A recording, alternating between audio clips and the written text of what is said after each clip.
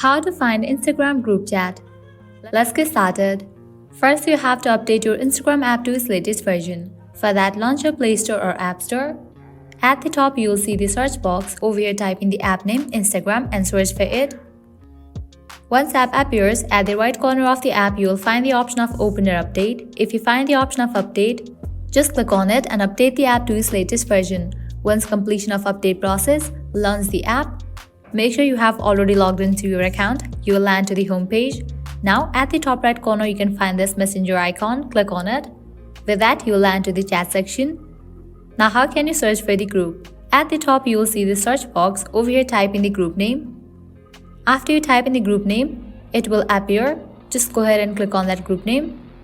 And with that, group chat will open up. Now you can send the message.